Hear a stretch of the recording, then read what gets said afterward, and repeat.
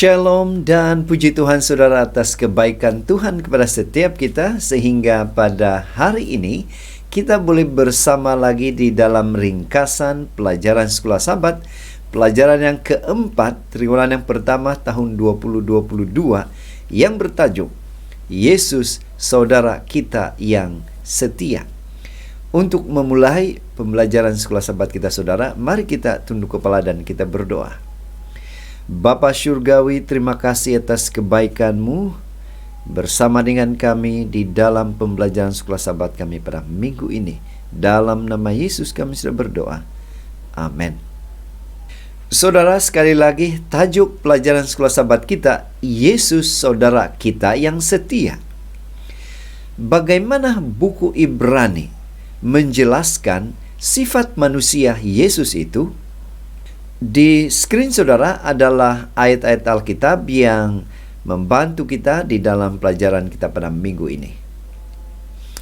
Ayat hafalan terdapat dalam Ibrani 2 ayat 14 mengatakan, "Kerana anak-anak itu adalah anak-anak dari darah dan daging, maka ia juga menjadi sama dengan mereka dan mendapat bahagian dalam keadaan mereka, supaya oleh kematiannya ia memusnahkan dia, yaitu iblis yang berkuasa atas maut." Saudara, introduction Sekolah Sabat kita, dalam Ibrani, buku Ibrani, Yesus diperkenalkan sebagai Tuhan dan manusia. Paulus menekankan perbezaan antara kedua-dua sifat di dalam bab pertama Ibrani. Lihat di screen Anda. Di bab yang pertama, itu merupakan merujuk kepada sifat ilahi. Kemudian di bab kedua, itu merujuk kepada sifat manusia. Di dalam bab 1, ayat yang kelima, disebut sebagai anak Tuhan. Kemudian di bab yang kedua, disebut sebagai saudara kita. Kemudian di bab yang pertama juga, ayat yang ke-8 sehingga 12, menyebut bahwa Tuhan yang berdaulat. Kemudian di bab yang kedua, ayat ke-13, setia kepada Bapa. Kemudian di bab yang pertama, pencipta, pemelihara, dan berdaulat. Kemudian sifat manusianya, imam besar manusia, penyayang, setia. Penyampaian Yesus sebagai saudara yang setia dan penuh belas kasihan digambarkan dalam huraian tentang anak sebagai manifestasi utama dari Tuhan pencipta yang kekal. Mari kita kaji bagaimana sifat manusia Yesus digambarkan di dalam kitab Ibrani. Untuk memahaminya saudara, perbincangan kita akan terbagi kepada 5 bahagian seperti yang ada di screen Anda. Kita langsung ke tajuk yang pertama, yaitu Yesus, saudara, sebagai seorang penebus. Bagaimana buku Ibrani menjelaskan Yesus itu manusia dan pada masa yang sama dia adalah penebus. Ibrani 2 ayat 15 katakan, "Dan supaya dengan jalan demikian ia membebaskan mereka yang seumur hidupnya berada dalam perhambaan oleh karena takutnya kepada maut." Di Israel kuno, seseorang itu boleh diambil sebagai hamba untuk menutup hutang mereka. Baca Imamat 25 ayat 47. Jika mereka tidak menyelesaikan hutang mereka, mereka akan menjadi hamba sehingga tahun Yobel. Ayat yang ke-54, Imamat 25. Di mana tahun Yobel ini adalah tahun ke-50, yang juga disebut sebagai hari pembebasan hamba abdi. Walau bagaimanapun, saudara terdekat boleh berfungsi sebagai penebus mereka dengan membayar hutang mereka dan dengan itu membebaskan mereka. Penebus juga bertanggung jawab untuk membalas dendam atas pembunuhan saudara. Kita semua telah diperhambahkan oleh dosa sejak Adam berdosa. Kita telah dijual kepada syaitan sebagai hamba dosa. Yesus telah menjadi manusia. Dia adalah saudara kita.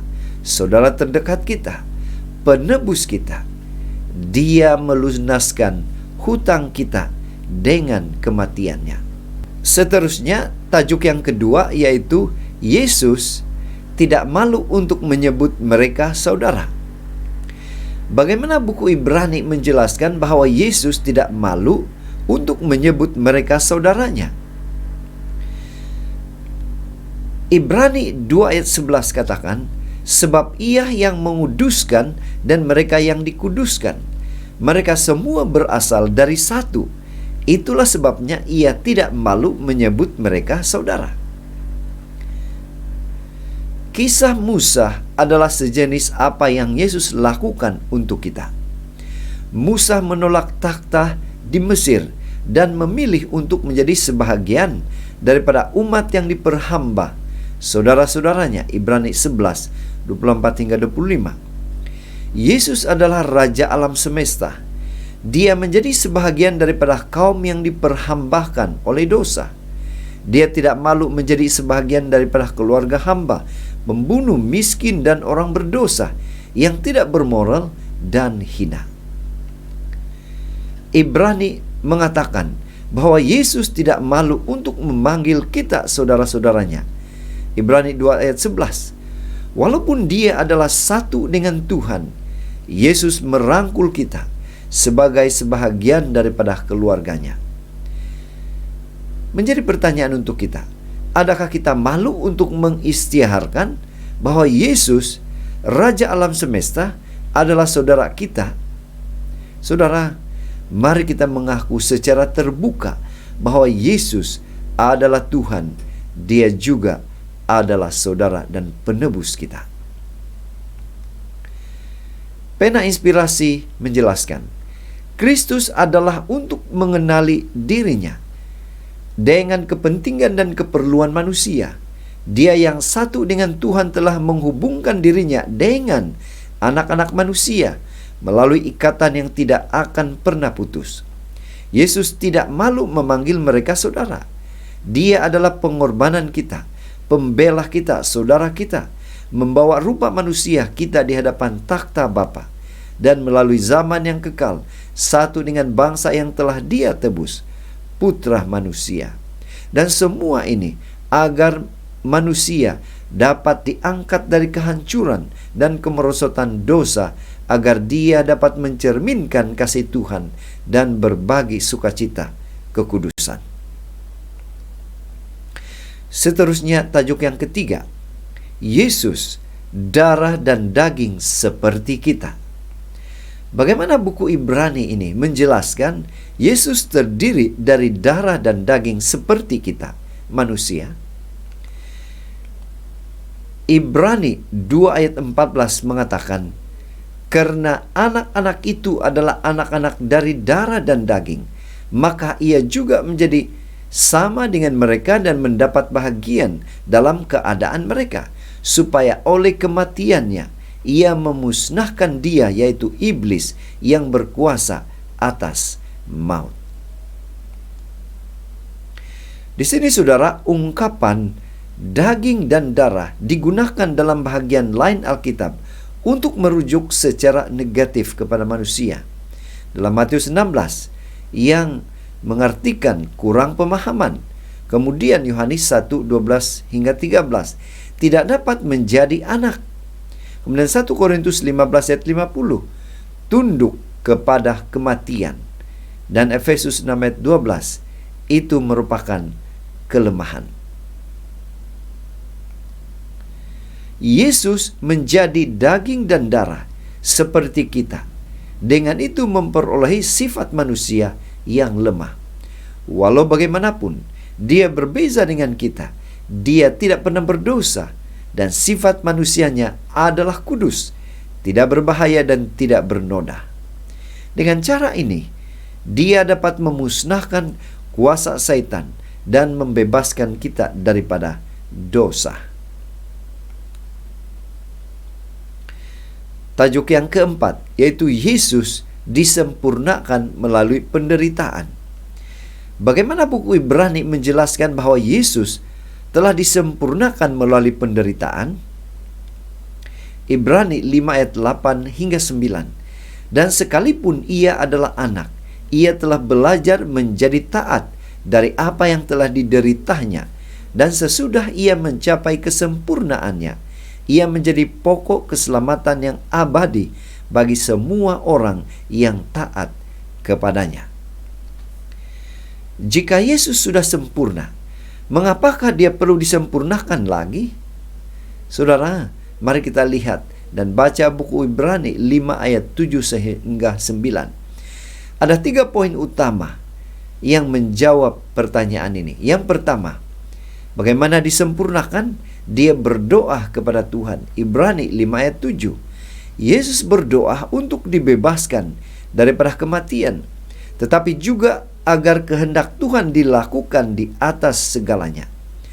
Tuhan tidak melepaskan dia dari penyalipan, tetapi dia membebaskan dia atau Yesus dari kuasa maut. Doanya dimakbulkan dengan kebangkitan Yesus Kristus. Poin yang kedua, dia belajar untuk taat. Ibrani 5 ayat 8. Yesus belajar ketaatan semasa hidupnya di bumi. Dia menyerah kepada kehendak Tuhan di Taman Getsemani. Dia sebenarnya tidak perlu mematuhi seseorang karena dia adalah Tuhan. Namun begitu, dia harus belajar untuk taat atau patuh sebagai seorang manusia untuk menjadi juru selamat kita. Tunduk kepada kehendak Tuhan. Poin yang ketiga, yang terakhir, dia disempurnakan. Ibrani 5 ayat 9. Kesempurnaan Yesus adalah hasil dari ketaatannya, kepatuhannya, dan rela berkorban. Itu mempersiapkan dia untuk menjadi imam besar surgawi kita. Ibrani 2 ayat 17 sehingga 18. Dan yang terakhir, tajuk yang kelima, yaitu Yesus saudara sebagai teladan. Bagaimana buku Ibrani menjelaskan bahwa Yesus itu saudara dan juga sebagai teladan kita? Ibrani 12 ayat 1 katakan, karena kita mempunyai banyak saksi, bagaikan awan yang mengelilingi kita, marilah kita meninggalkan semua beban dan dosa yang begitu merintangi kita, dan berlomba dengan tekun dalam perlombaan yang diwajibkan bagi kita.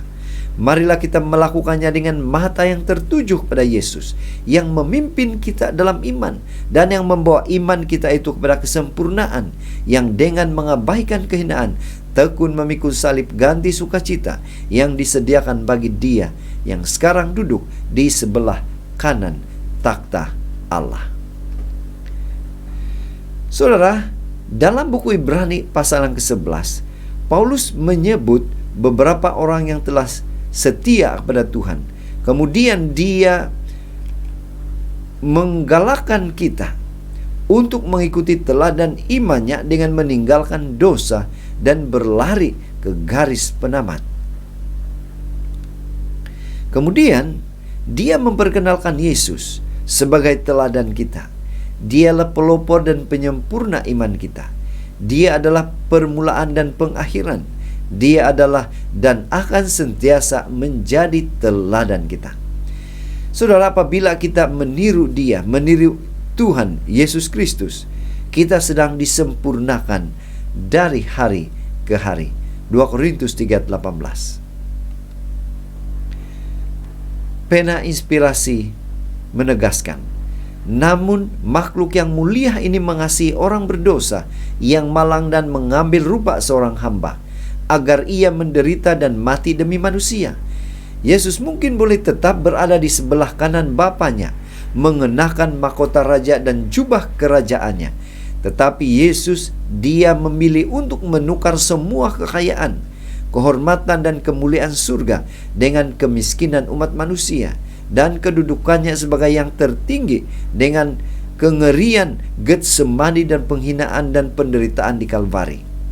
Ia menjadi orang yang penuh kesengsaraan dan mengenal duka, agar dengan baptisan, penderitaan dan darahnya ia dapat menyucikan dan menebus dunia yang berdosa. Saudara yang dikasihi dalam Kristus, dari pembelajaran Sekolah Sabat kita pada minggu ini, kita boleh menyimpulkan bahwa pada minggu ini buku Ibrani menjelaskan kepada kita bahwa Yesus adalah saudara kita sebagai manusia, tetapi Dia juga adalah penebus. Dan yang kedua, Yesus tidak malu untuk menyebut saudara dan saya sebagai saudaranya. Ketiga, Yesus terdiri dari darah dan daging seperti Anda dan saya. Yesus telah disempurnakan melalui penderitaan yang Dia lalui. Dan yang terakhir, Yesus adalah manusia dan menjadi teladan manusia yang terbaik. Sekian ringkasan pelajaran Sekolah Sabat kita pada minggu ini. Semoga ini bermanfaat untuk kita, untuk membantu kita dalam pelajaran Sekolah Sabat kita pada minggu ini. Mari kita berdoa. Maha besar Tuhan Allah Bapa yang bertakhta dalam kerajaan sorga, terima kasih Tuhan karena hadir, kena membantu kami di dalam mempelajari pelajaran Sekolah Sabat kami pada minggu ini. Dalam nama Yesus kami berdoa. Amin.